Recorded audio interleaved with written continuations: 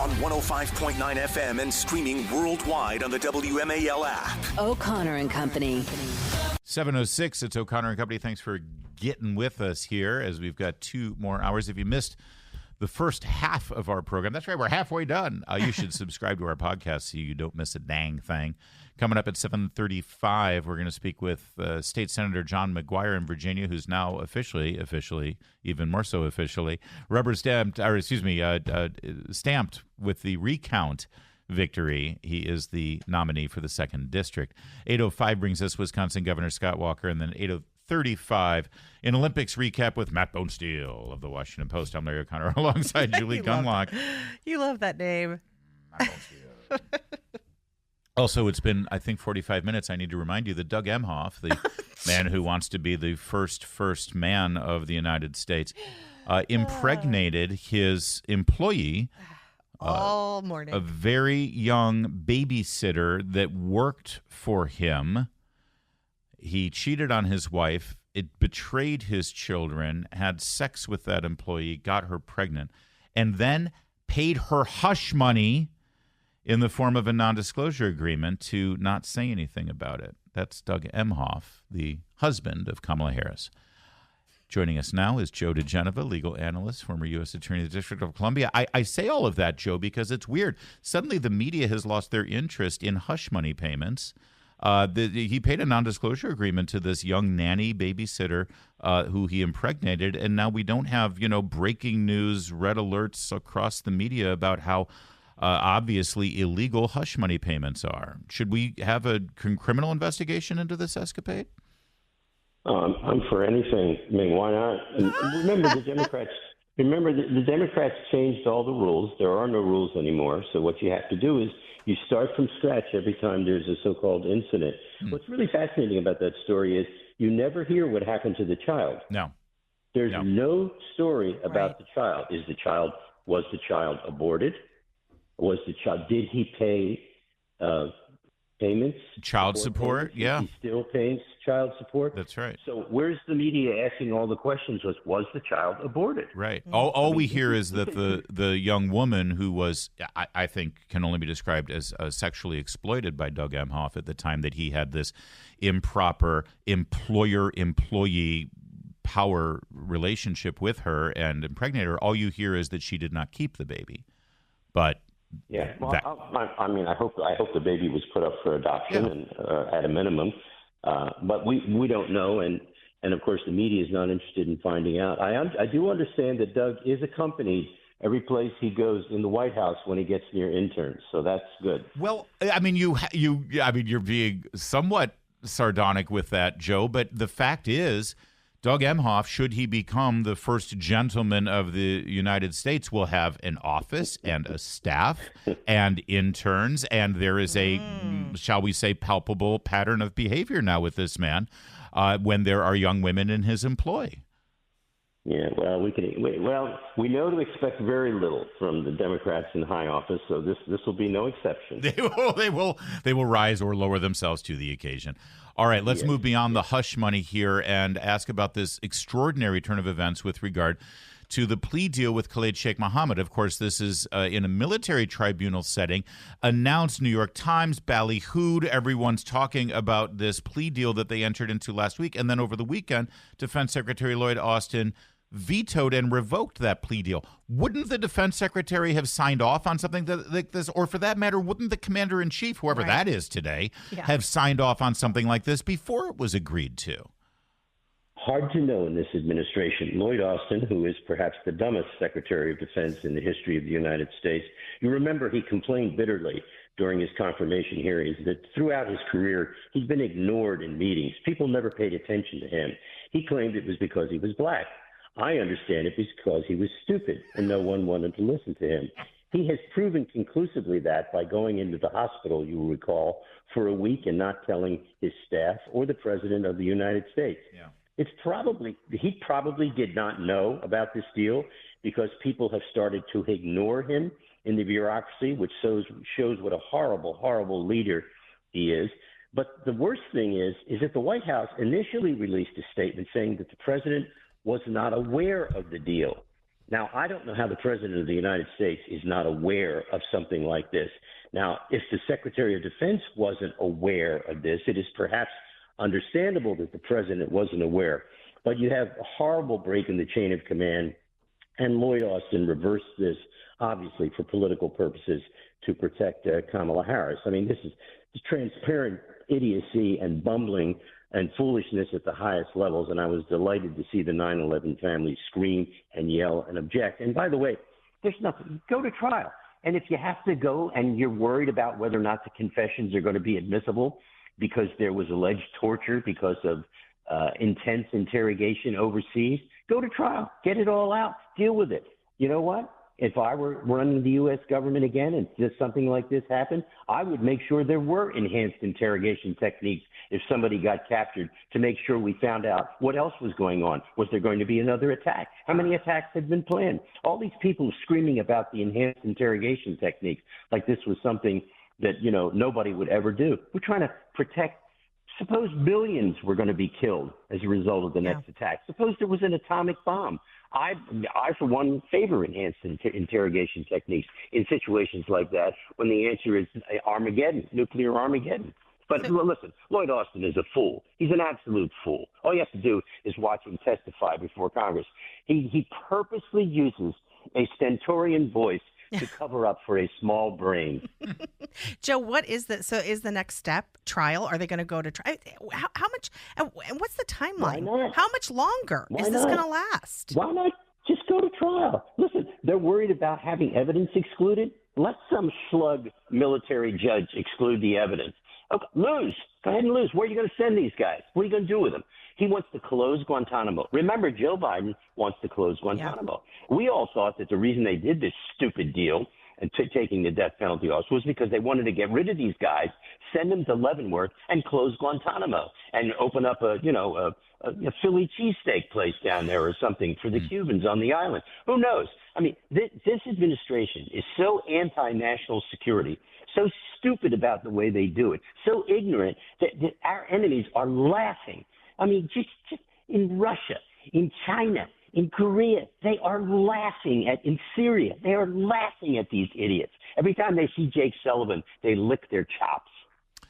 Joe dIGenova is our guest. And Joe, I want to ask you about Judge Chutkan. This is the Obama appointee who's overseeing the Jack Smith charges against President Trump, which, of course, the Supreme Court has now sent back down for various reasons. Judge Chutkan has now set a court date in the middle of August to revisit these charges. At what point now does this become election interference? If we're already past that point, one suspected that this was all going to be, delayed now until after the election because the last thing you want is the Justice Department and the federal court system getting involved in the middle of election season. But here we go with Chutkan now wanting to revisit these Jack Smith charges. Is that the appropriate timeline for this sort of thing? Well, let's go back and see how we got here. Jack Smith wanted this case to go to trial right away. So he said, I want this immunity question, just skip the D.C. Circuit and go right to the Supreme Court. And the Supreme Court said, not so fast, Tonto. It's going back, and we want to have a record. So Chutkan did it lickety-split, held hearings very fast, and it went up to the D.C. Circuit, and the D.C. Circuit produced what the Supreme Court – now, the Supreme Court didn't say this literally, but if you read the opinion, they considered the opinion from the D.C. Circuit sophomoric, first-year law student writing, and if you read the D.C. Circuit opinion, which I urge everyone to do, it's laughable. This is three federal judges writing one of the dumbest, stupidest opinions, lacking in substance that you've ever seen. This storied circuit court with people like Harold Leventhal and Roger Robb, these giants in the law, and these three judges produce a piece of garbage that they send to the Supreme Court.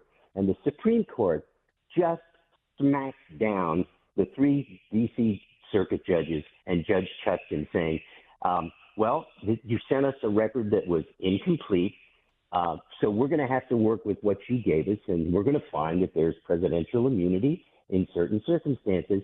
And now we're going to send it back to you all, And if you don't mind, could you do it right this time? And so what does Chutkan do? She starts issuing orders and setting motions. She's just running right to that finish line as fast as she can, ignoring exactly what the Supreme Court said. The Supreme Court said, take your time, do it right. So what is she doing? She's doing exactly what she wants to do. She is arrogant. She is out of control. She has said obnoxious things about Donald Trump. She has no right being on this case. She should have been recused. And I'm going to predict this. If they do what they did the first time and do it again and send it up to the D.C. Circuit and they do slam, bam, thank you, man, and send it to the Supreme Court is going to remove her from the case. Slam, bam, thank you, ma'am. Was that in the torts class you took in law school, or is that more of a Latin phrase? I'm always confused. I don't speak. Latin phrase. Thank you, Bamus, O Mamus. It's a very famous.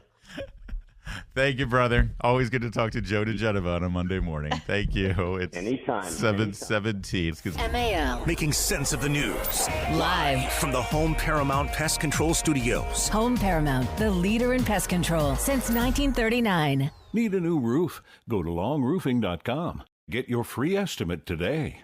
Long Windows. We do window replacement the right way, the long way. Visit longwindows.com. George Washington, Thomas Jefferson, Abraham Lincoln. And then they threw Teddy Roosevelt in there because he started the National Park Service. But the four iconic presidential faces carved into Mount Rushmore, the stirring monument to American leadership and monumental presidencies, and add the face of Joseph Robinette Jr., Biden Jr., to that edifice, according to Nancy Pelosi. Mouth be open, kind of confused. Sort of look on his agape, face. with the starry-eyed look, the blank stare, and the drool perhaps trickling down the corner of his mouth. Please tell us what you told President Biden to persuade him to step aside. That was Leslie Stahl's question to Nancy Pelosi. Now, we'll get to that answer in a moment because it is newsworthy, I suppose, if you believe a word this woman says, which you shouldn't. Spoiler alert, she's a liar. Right. But the assertion that Joe Biden is such a great president that he belongs on Mount Rushmore even left Leslie Stahl sort of looking like, are you seriously? How many gins have you had? The top of his game. Such a consequential president of the United States, a Mount Rushmore kind of president of the United States. Want to know what comes next? That he belongs up there on Mount Rushmore. Lincoln and Joe Biden. But you got Teddy Roosevelt up there, and he's wonderful. I don't say take him down, but you can add. How nice of her. I love that Roosevelt. I guess like, Roosevelt's going to be like the rotating wild card up on Mount Rushmore. We got Washington, Jefferson, Lincoln, and then at any given time, it's like, you know what, throw Biden up there, take Teddy down. And instead of Kamala, they're going to save money and just put a button, and when you push it, her laugh comes over. All right, so let's get to the crux of it. What did Nancy Pelosi say and do to get Mount Rushmore-bound Joe Biden to not run for re-election? Please tell us what you told President Biden to persuade him to step aside. Well, I've never shared any conversations with a president of the United States publicly, no. It's said that he's furious at you. Is he? Well, he knows that I love him very much. I understand that you don't want to own this, but it is so well reported that you were the leader of a pressure campaign. No, I wasn't a leader of any pressure party. Well, let me say things that I didn't do. I didn't call one person.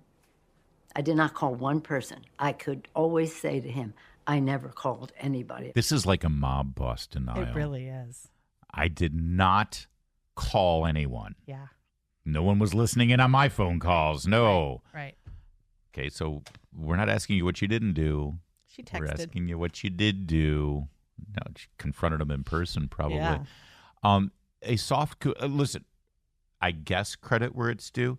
Leslie Stahl is like one of the only reporters in Washington, D.C. that's actually pursuing what is a pretty big freaking story. But, of course, she's pursuing it in a way where she's allowing Nancy Pelosi to sort of write her own narrative about what happened here.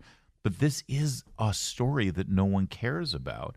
The fact that they forced Joe Biden against his will to abdicate the nomination, thwart the will of millions, tens of millions of Democrat voters, and allow a small select group of powerful political figures and very wealthy donors to choose who will be the nominee of their party. And the fact is, Biden has sort of disappeared.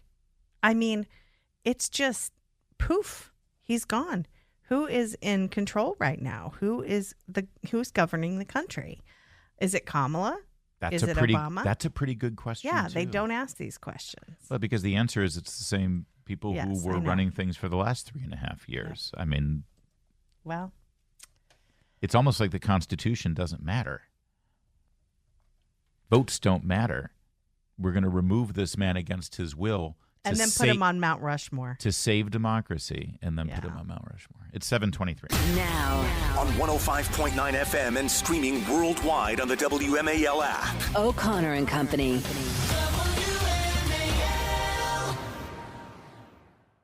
It's 7:36 now. It's O'Connor and Company this Monday morning, first Monday of August, as we are charging through to Election Day. We got you covered all morning long from 5 to 9. If you're just joining us, please subscribe to our podcast so you don't miss anything, because you don't want to miss anything. You can't miss anything in this critical election year. Coming up at 8:05, Wisconsin Governor Scott Walker will be joining us. And at 8:35, Matt Bonesteel of the Washington Post give us a recap on the Olympics over the weekend. I'm Larry O'Connor with Julie Gunlock. Good morning, Julie. Good morning.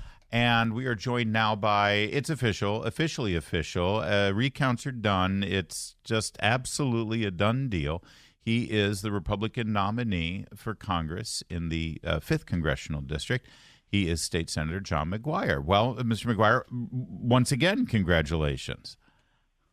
Yes, gosh, it's been a long road, but it's exciting. As a veteran, as a Navy SEAL, I see it as a way to continue service to our country.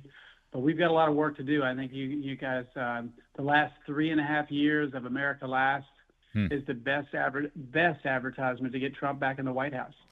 I think, though, after this recount process that puts you officially the nominee by just a few hundred votes, I would think, sir, that one of your first steps would be to try to bring the party together. Have you made any outreach to Congressman Good or to his high-level supporters to make sure that the party's unified for the general election? I'm sure you would hate for the Democrats to sort of find an opening here. That's right. Yeah. So we've reached out via social media with, comments of thanks for your service, things like that. I haven't heard from the congressman yet, but you're right. That's absolutely what we need to do. And, with 50, we only won by 370 votes. Amazing. So, but I did notice that there's 24 county, cities, and towns, and all the counties that know me, I performed 65%. It was the counties that don't know me. So we've got a lot of work for them to bring those people together. The 5th District, of course, is Central Virginia, and I'm told by my betters there on the panels at MSNBC that immigration and illegal immigration and border security is not an issue for the residents of Virginia. But maybe you know your district better than Rachel Maddow does.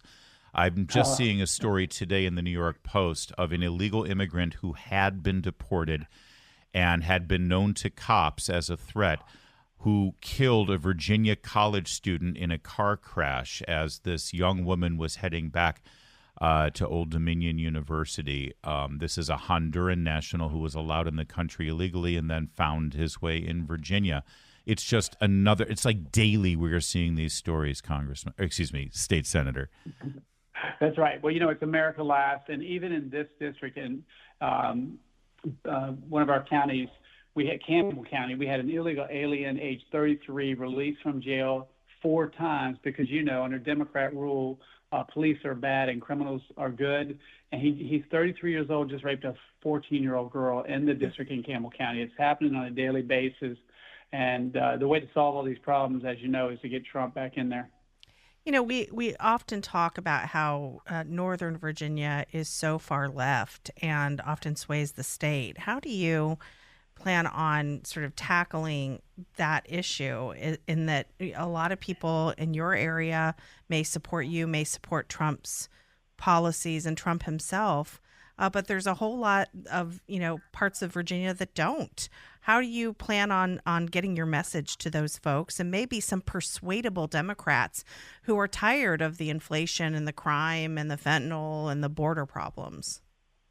Well, we have to have good messaging, and we have to go out and shake hands and knock doors and say, are you better off today than you were 4 years ago, 3.5 years ago?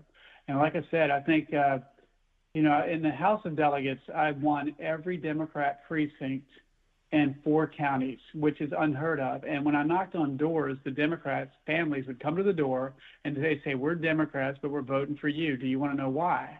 And I would say, sure, why? And they go, it's your 5th time knocking on a door. And not to be too funny, but I think I wore them out. But we've got to be present. I know it's kind of funny, but it's true. But we've got to be present. We can't hope we win in November. We need all hands on deck. We need phone calls. We need prayers. We need donations. We need door knockers, volunteers. And we've got to get our message to them, because the thing is, whether you're a Democrat or Republican or independent, whatever you call yourself, to me, you're people and you're Americans. And if you saved my life on a battlefield, I wouldn't care what you called you. We're all Americans, and we're all worse off at the local, state, and federal level. Everything's more expensive. I understand the economy is going to take a big hit today. We are, we're just worse off. And so, America First policies from President Trump worked. Everybody knows they worked. So we just got to message the facts, and we're going to win in November. When we last spoke with you, it was right after the Virginia primary. You had been declared the winner, but we knew we were going to have a recount. That's now completed. You are officially the nominee, signed, sealed, delivered. Back then, Joe Biden was the nominee for the Democrats. Virginia looked quite attainable, as the Trump campaign had planned many rallies and many offices in Virginia. You were excited to campaign across the state with former President Trump to try to bring Virginia home, not just for you in your congressional race, but the state home for Hung Cao and for Donald Trump. How are things different now with Kamala Harris on the top of the ticket? Well, obviously Trump defeated Biden so bad he dropped out. But she is clearly the most radical U.S. senator. I mean, there's so much evidence of her with policies that are just so far left. It's just unbelievable. And so we just got to, capture those messages. I know they're trying to scrub. She's the border czar, but that the media has tried to scrub that everywhere. But she was given that task, and she didn't do her job. And if you don't do your job, you don't get a promotion. And so messaging is important. But Trump, I'm telling you, he's already opened up some places around Virginia. In fact, in the middle of the 5th Congressional District, we have a Trump office it's already operating, but it's going to have a grand opening in Farmville, Virginia. And we've been having Trump Force 47 training, where we're gaining volunteers, training volunteers on messaging, and we're growing a huge army all across Virginia. Trump believes that Virginia is in play. Governor Youngkin believes Virginia is in play. So we're locking arms, and we're working hard. John McGuire, we got to leave it there, but I'm sure we're going to be speaking quite a bit between now and Election Day. Congratulations again, and thank you for joining us. All right, God bless you guys. Bye-bye. It's 7:40. Miss anything? Don't worry, we've got you covered. Get today's breaking news on the Vince Colonnese Show, weekdays 3 to 6, right here on WMAL. So, Julie, we've been having this little debate about this video image at Andrews over the weekend. It was on Friday morning, I guess, when Joe Biden and Kamala Harris greeted the detainees, the people who had been wrongfully convicted and held hostage in Russia during this prisoner exchange, right, this release. And at one point, Joe Biden, after mumbling incoherently to the media, turned and then walked up the steps of the plane that had carried the hostages to America. Right. And everyone staying on the tarmac they looked confused. Like, yes. Where's Joe going? What is he doing? Right. And you believe... I think he thought he was going on a trip. You thought he was going up on Air Force One. I think he thought he was supposed to go up there and take a seat and then get flown to Disney World. And I don't know why. I mean, I saw it go by in passing. I just assumed that he went to go talk to the pilots and thank them, or maybe ask if he could get some of those little wings that they give out kids on the planes. M&Ms. Yeah, and M&Ms. Okay, if he had done this repeatedly before, maybe I could see him doing this, or maybe if this was something that he just does. But I will also say Kamala looked uncomfortable. She was at the bottom of the stairs. Everybody was kind of looking like, okay, we're just going to wait for him to come back down. But I interpreted that as Kamala like, why is he doing that? Why is he thanking them? They're the help. That's like a limo driver. That's what their job. There's no reason to thank them for flying these hostages here. Well, you're just on Joe's side today. Well, I'm not on anyone's side other than the truth, Julie. The White House has put out a statement saying that, yes, in fact, the president was personally thanking the flight crew who brought the brave individuals back home with their families. So we report, you decide.